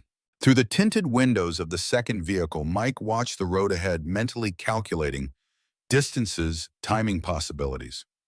You have a plan, right? Sophia whispered, pressed against his side. Her eyes were wide but steady, Caroline's courage shining through. Always, Mike assured her, though the zip ties binding his wrists severely limited his options. Beside them, Jack sat in similar constraint, his expression unreadable to anyone who hadn't served with him. But Mike recognized the subtle tension in his friend's posture, ready waiting for the signal. The convoy rounded a sharp bend, revealing a stretch of road that paralleled a steep ravine. The perfect ambush point, Mike realized. Limited maneuverability, no civilian traffic, poor communication signals. He caught Jack's eye, a silent question passing between them. "Not yet," Jack murmured, barely audible. "Wait for it." In the front seat, the driver's radio crackled. "Checkpoint ahead. Unmarked vehicles." Harris's voice came through clearly. "Proceed with caution. Standard protocol." Mike shifted to see through the windshield. 100 yards ahead, two black SUVs blocked the road. Men in tactical gear stood ready, weapons visible. "Friendlies?" Sophia asked hopefully. "No," Mike said, studying their positioning. "Harris's backup team." The convoy slowed as it approached the checkpoint. Standard procedure. Verify identities before allowing passage. Mike had seen similar setups in a dozen conflict zones. But something felt wrong. The men were too exposed, their weapons too visible. Not Harris's usual meticulous planning. In the lead vehicle, Harris leaned forward, eyes narrowing as he studied the checkpoint. Mike saw his body language shift, the subtle tensing that came with recognition of threat. "Stop!" Harris ordered sharply. "Something's wrong." Too late. The world exploded into chaos. The checkpoint erupted in coordinated action. Not a verification stop, but an ambush. Flashbang grenades detonated in front of the lead vehicle. Smoke obscured the road. Gunfire erupted, precise shots targeting tires, engines, drivers. "Down!" Mike shouted, throwing himself over Sophia as their SUV skidded, the driver slumping over the wheel. Jack was already in motion, twisting to position his bound hands in front of the guard beside him. A swift headbutt sent the man reeling. The vehicle swerved, tires screeching as it sideswiped the mountain wall before grinding to a halt. Through the smoke and confusion, Mike caught glimpses of the attack team, moving with military precision, using non-lethal tactics where possible. Not random mercenaries. Something else. "Stay down," he ordered Sophia, maneuvering his body to shield her as Jack disarmed their dazed guard and used the man's knife to cut his own restraints. "Government?" Jack asked tersely, freeing Mike's hands. "No." Mike checked Sophia for injuries, finding only minor cuts from broken glass. Too aggressive for official channels. Different faction. Outside, the gunfire intensified. Mike risked a glance through the shattered window. Harris and his team had taken defensive positions behind their vehicles, returning fire with disciplined bursts. Victoria and Lily were nowhere to be seen, either secured inside the lead SUV or moved to cover elsewhere. A voice boomed through a megaphone, distorted but comprehensible. "Harris, surrender the girl and the prototypes. Final warning." "Prototypes," Jack frowned, checking the unconscious guard's weapon. "Phoenix must have physical components." Mike's tactical assessment sharpened. Multiple players in the game now. The attacking force, at least 12 operators based on firing positions, began a coordinated advance. Harris's team returned fire with increasing desperation. Whatever allegiance these new attackers had, they weren't interested in negotiation. "We need to reach Victoria and Lily," Mike said, calculating odds and angles. "Use the smoke for cover. Get to the lead vehicle." And Blackwood's team, Jack gestured toward the third SUV where the agent and his people remained secured. "Secondary objective. They're trained. Sophia's priority." Jack nodded, understanding the cold calculus of the situation. "On your mark." Mike turned to Sophia, gripping her shoulders firmly. "Listen carefully. We're going to move fast. Stay low. Follow directly behind me. Touch my belt at all times so I know you're there. Understand?" She nodded, fear evident but controlled, like the fire drills at school. "Stay together." "Exactly." He pressed a quick kiss to her forehead. "You're brave like your mom. Remember that." The smoke provided decent cover, but bullets still cut through the haze at irregular intervals. Mike counted the pattern. 5 seconds between the main bursts as the attackers reloaded and advanced. "Mark." They moved as one, Mike leading with Jack covering their rear. Sophia tucked between them, small hand gripping Mike's belt with surprising strength.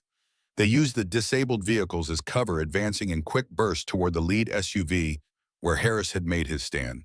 Through the chaos, Mike spotted Victoria crouched behind the engine block, a pistol in her hands. Harris knelt beside her, returning fire with methodical precision. No sign of Lily. There, Sophia pointed toward a drainage culvert beneath the road's edge. A small figure huddled inside, Lily clutching her ever-present teddy bear eyes wide with terror. Mike changed direction immediately, signaling Jack to continue toward Victoria. They reached the culvert just as a grenade detonated nearby, showering them with gravel and debris. "Lily," Mike called, extending his hand into the dark opening. "It's Mike! Come on!" The girl hesitated, then scrambled forward, teddy bear still clutched tight. Her face was smudged with dirt, a small cut bleeding on her cheek, but otherwise she appeared unharmed. "Mom," she asked, voice steadier than it had any right to be. "Jack's getting her." Mike pulled both girls close, using his body as a shield, as another exchange of gunfire erupted above them. "Stay low."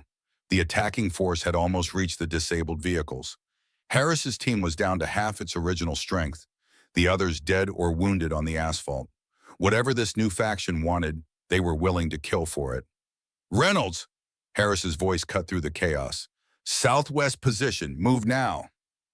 Despite everything, Mike found himself responding to the familiar command tone, the voice of a team leader he'd once trusted with his life. He spotted what Harris had seen, a gap in the attackers' formation, a narrow window of escape down an embankment toward the tree line below. "Jack," Mike signaled toward the opening. Jack nodded, already maneuvering Victoria toward the position. "Cover fire on my mark," Harris called, meeting Mike's eyes with cold determination. For a moment, the years fell away. They were operators again, working in sync against a common enemy. 3, 2, 1 mark. Harris and his remaining men laid down suppressive fire, creating a corridor of relative safety. Mike pushed both girls toward the embankment, where Jack waited with Victoria. "Go keep low." Sophia and Lily scrambled down the steep slope, loose rocks and dirt cascading beneath their feet. Victoria reached for them, pulling them behind the minimal cover of a boulder at the base of the embankment. Jack provided covering fire as Mike prepared to follow. A sharp impact spun him sideways, hot pain blossoming across his ribs. Not a direct hit, but a bullet grazed deep enough to draw blood. He stumbled, regained his footing, and half slid, half fell down the embankment to where the others waited. "Dad!" Sophia's face went pale at the sight of blood soaking his shirt. "Just a scratch," he assured her, though the burning pain suggested otherwise. "We need to move. The tree line is 50 yards east. Better cover there." Victoria assessed his wound with professional detachment. "You're losing blood." "Manage it later." Mike checked his weapon, 6 rounds remaining, not enough. Harris's team won't hold them much longer. As if to confirm his assessment, the gunfire above intensified, then abruptly diminished. Shouts. The thud of bodies hitting the ground. The attackers had overrun Harris's position. "Time's up," Jack said grimly. "Forest or road, choose now." Forest, Mike decided. Better concealment, more tactical options despite the slower movement. Victoria take point with Lily. Jack, Sophia in the middle. I'll cover our 6. They moved as a tight unit toward the tree line, Mike fighting the lightheadedness that came with blood loss. Behind them, voices called orders as the attacking force regrouped, searching for escaped targets. The relative safety of the forest enveloped them. Old-growth pines creating a cathedral of shadows and filtered sunlight. Victoria led them deeper, following a small game trail that wound between massive trunks and rocky outcroppings. "Any idea who they are?" Jack asked quietly, glancing back toward the road now hidden by dense foliage. "Private military," Victoria replied, her voice tight with anger and fear. "Phoenix has attracted multiple interested parties. Harris isn't the only one who sees its potential." "They called for prototypes," Mike reminded her, pressing a hand against his bleeding side. "What weren't you telling us?" Victoria hesitated, checking that the girls were far enough ahead not to overhear. "Phoenix isn't just code. There are physical neural processors, quantum computing nodes that allow it to function at the necessary speed. 3 prototype units, highly portable, extremely valuable." "And you have them, Jack asked incredulously, "in secure containment at the Colorado facility." She glanced at Lily, lowering her voice further. "But they need the activation codes in our implants to function properly." Mike's tactical assessment sharpened despite the pain clouding his thoughts. "So now we have at least 3 groups hunting us. Harris, this new private military faction, and probably Blackwood's government team." 4, Victoria corrected grimly. My own board of directors voted to remove me last week. Corporate coup. They want Phoenix commercialized, immediately ethical constraints removed. Jesus Christ, Jack muttered. Is there anyone who doesn't want this thing? Me, Victoria said simply. At least not like this, not weaponized without limits. They continued deeper into the forest, moving as quickly as possible while maintaining operational security. Mike felt the warm trickle of blood on his side with each step, but kept the pain from his face when Sophia glanced back at him. As the adrenaline of immediate danger faded, Lily's composure began to crack. The girl stumbled, tears finally breaking through her remarkable self-control. I want to go home, she sobbed as Victoria gathered her close. I'm tired of being brave. The simple, childlike statement hit Mike harder than the bullet had. In the chaos and strategic calculations, it was too easy to forget they were protecting children. Not assets, not objectives, but 9-year-old girls who should be worrying about homework and friends not running for their lives through mountain forests. We need to rest, Victoria said, noting Lily's exhaustion and Mike's worsening condition. Find shelter, regroup. Jack nodded, already scanning their surroundings with a veteran's eye. Ridge to the east, higher ground, better defensive position. Might be caves or outcroppings for shelter. The climb was arduous, especially for the girls and for Mike with his injury. By the time they reached a suitable position, a rocky overhang creating a natural shelter, the sun was beginning to set, painting the forest in amber and shadow. Jack set about establishing a perimeter while Victoria finally examined Mike's wound properly. The bullet had carved a deep furrow across his ribs, painful and bleeding steadily, but not immediately life-threatening. Field dressing at best, she said, cleaning the wound with water from their limited supplies. You need antibiotics, proper sutures. Had worse in Kandahar, Mike replied, wincing as she applied pressure. Function is what matters now. Sophia and Lily huddled together beneath a spare jacket, watching the adults with weirdly solemn eyes. Their faces were dirty, scratched by branches during their flight, but neither complained. What happened to the bad man? Lily asked suddenly, the one who wanted Phoenix. Mike and Victoria exchanged glances. Harris's fate remained unknown, whether killed in the firefight or captured by the attacking force. We don't know, sweetheart, Victoria answered carefully. But he can't hurt us right now. That's what matters. Lily nodded, processing this with her unnerving maturity. If he's alive, he'll keep coming. He promised me he would get Phoenix, and he said he never breaks promises. Some promises shouldn't be kept, Mike told her gently, especially when keeping them hurts people. The girl considered this, clutching her teddy bear closer. Phoenix would say the same thing. It understands promises have context, ethical parameters. Jack returned from setting their perimeter, his expression grim. We've got about 2 hours of daylight left. No signs of pursuit yet, but that won't last. We need comms transportation and a plan that doesn't involve walking through wilderness with 2 kids and a wounded man. Victoria reached inside her jacket, withdrawing a small device that resembled a satellite phone. Emergency protocol. Standalone communication system not connected to standard networks. Direct link to my security chief at the Colorado facility. The one who escaped at the lodge, Mike asked, remembering Harper's fierce competence. Yes, if she's free, she can coordinate extraction.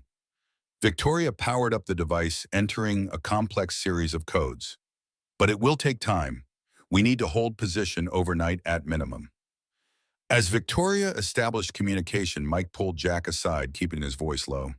Assessment. Jack's expression was grave. Not good, brother. Limited ammunition, no real supplies, your injury, the girl's exhaustion. Pursuers with superior numbers and resources. He glanced at Victoria.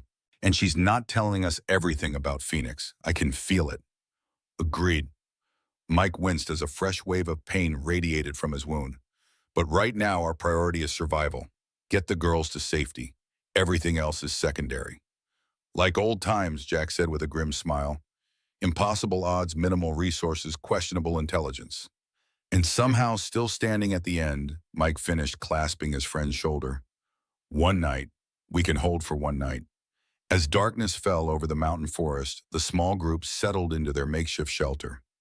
Jack took first watch, positioned where he could observe the approach from below. Victoria finally connected with her security team, speaking in hushed, urgent tones. The girls drifted into exhausted sleep, Sophia's head on Lily's shoulder, Lily's teddy bear clutched between them. Mike fought against his own fatigue, knowing that blood loss made rest dangerous. He focused instead on planning, escape routes, defensive positions, contingencies. The tactical problems were familiar, comforting in their clarity compared to the moral complexities surrounding Phoenix. Victoria joined him after completing her call, her face illuminated by the last fading light of dusk. "Extraction team will reach us by dawn," she said quietly. "6 operators air transport waiting in a clearing 10 miles northeast." "Can they be trusted?" Mike asked bluntly. She met his gaze steadily. "With my daughter's life, yes. They've been with me since the beginning of Phoenix, loyal to the vision, not just the technology." "And what exactly is that vision, Victoria? Because from where I'm sitting, Phoenix looks more like Pandora's box."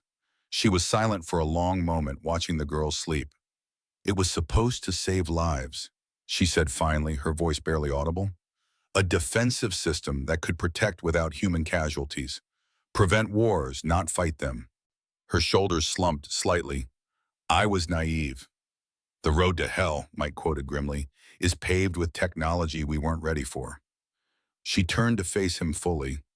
"But we can't put it back in Bach, Mike. Phoenix exists.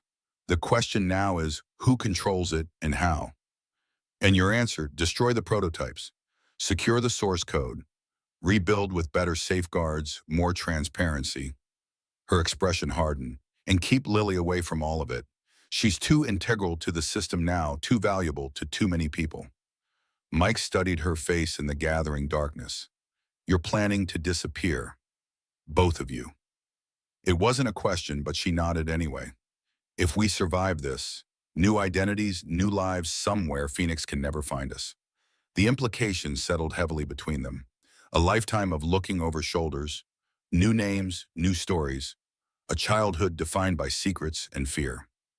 "There has to be another way," Mike said finally. Victoria's laugh held no humor. "If you figure it out, let me know.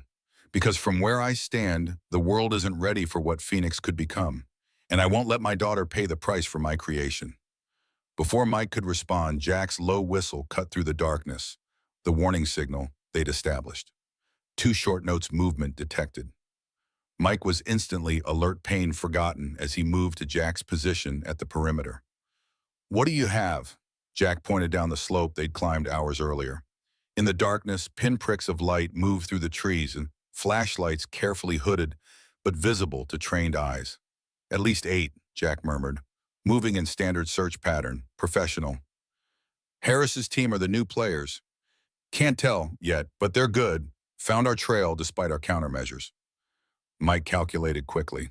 Their position offered decent cover and a defensible approach, but with limited ammunition and 2 children to protect, a protracted firefight was not an option. "Wake Victoria," he ordered.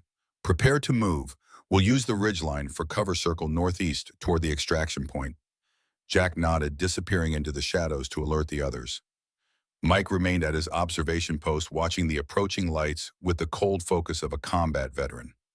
The pursuers moved with coordinated precision, not random searching, but methodical tracking. A twig snapped behind him. Mike whirled, weapon raised, to find Lily standing there, teddy bear clutched to her chest. "They found us," she stated quietly. Not a question. Mike lowered his gun, crouching to her eye level, despite the pain in his side. "Yes, but we're going to move to a safer place. Your mom's friends are coming to help us." Lily studied the approaching lights with unsettling calmness. "It's Harris," she said with certainty. "He survived." "How can you tell? The pattern." She pointed to the lights. 3-point formation. "He showed me when we were in the car. Said it was how special soldiers move through forests at night." Mike reassessed the lights with this new information. The girl was right. The distinctive Delta Force search pattern was evident now that he looked for it. Harris had survived and regrouped quickly. "Good observation," he told her, genuinely impressed. "You'd make a good tactical officer." "I don't want to be a soldier," Lily replied, hugging her bear tighter. "I want to build things that help people, not hurt them." The simple statement, delivered with a child's directness, struck Mike to his core. Before he could respond, Victoria and Jack approached Sophia half asleep, but alert enough to walk. Harris, Mike confirmed quietly. Moving fast, we need to go now. They gathered their meager supplies and began moving along the ridgeline, using the rocky terrain for cover. The night was clear stars, providing just enough illumination to navigate without artificial light. Mike led, Jack took rear guard, Victoria kept the girls between them. Progress was slow. The terrain treacherous in darkness, their path deliberately circuitous to break any tracking. Mike felt the wound in his side reopening with each difficult climb, warm blood soaking the makeshift bandage. He ignored it, focusing instead on maintaining their heading and security. They had covered perhaps 2 miles when Jack signaled another halt. This time the warning was more urgent. 3 short whistles, immediate threat. Mike dropped to a crouch, scanning their surroundings. The forest had gone unnaturally quiet. No insects, no night birds, as if the woodland itself sensed danger. Then he heard it, the soft crunch of tactical boots on forest debris, the subtle metallic click of weapons being readied. Ambush, he breathed, signaling Victoria to get down. Too late. The forest erupted in blinding light and tactical floodlights activated from multiple positions. They were surrounded, caught in a closing net Harris had methodically constructed while they fled. Stay down, Mike ordered, pushing the girls behind a fallen log as the first shots cracked through the night air. Jack returned fire, providing cover as they scrambled for whatever protection the forest offered.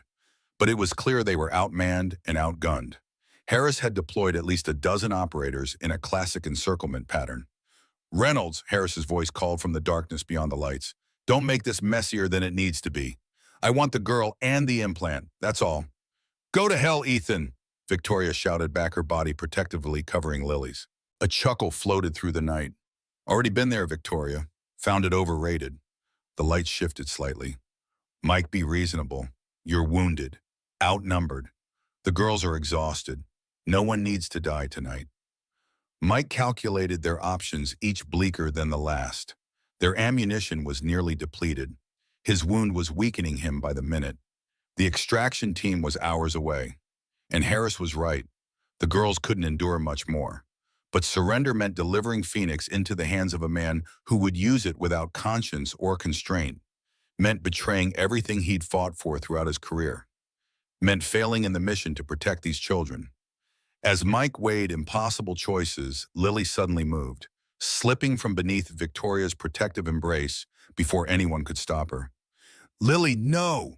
Victoria lunged for her daughter, but the girl was already standing, tiny figure illuminated by the harsh tactical lights. I'll come with you, Lily called, voice remarkably steady. If you let the others go, I'll help with Phoenix. Harris's voice softened, almost gentle. Smart girl. I knew we understood each other. Lily, get down, Mike ordered, desperation edging his voice. But the girl stood her ground, clutching her teddy bear like a shield. No more running, no more people getting hurt because of me. She took a step forward. Promise you'll let them go, Mr. Harris. A real promise. A figure emerged from the darkness. Harris' hands empty at his sides in a gesture of false peace. You have my word, Lily. They walk away unharmed. Mike tensed, ready to lunge for the girl to make one final desperate stand. But Victoria's hand on his arm stopped him. Her eyes, when he met them, held something he hadn't expected. Not defeat, but a fierce, calculating focus.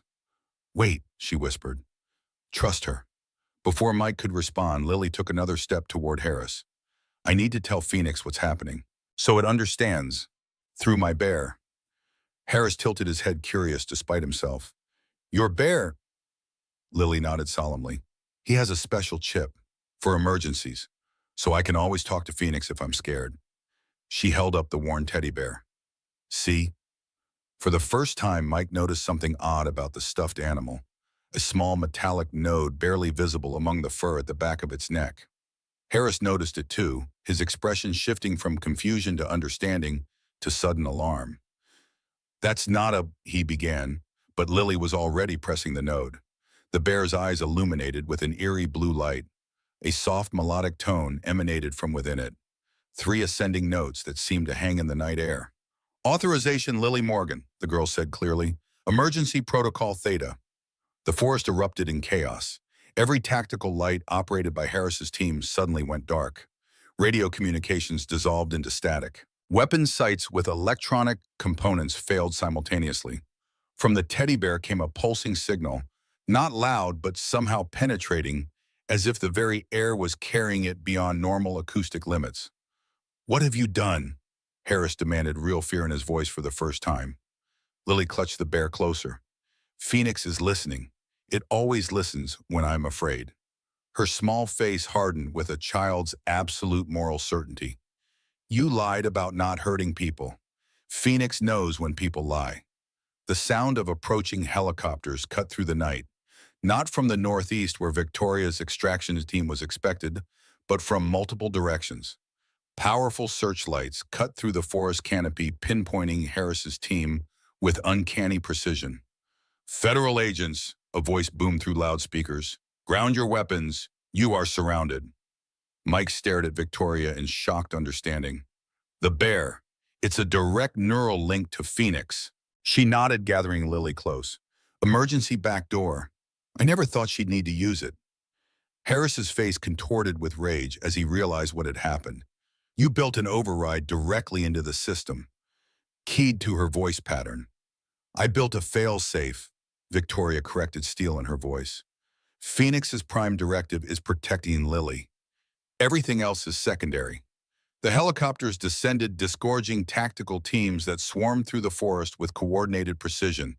Harris's operators, their technology compromised by whatever signal the bear had transmitted, were quickly overwhelmed and subdued. Harris himself made one desperate lunge toward Lily, a final attempt to secure his prize. Mike intercepted him despite his injury, driving a shoulder into the man's midsection.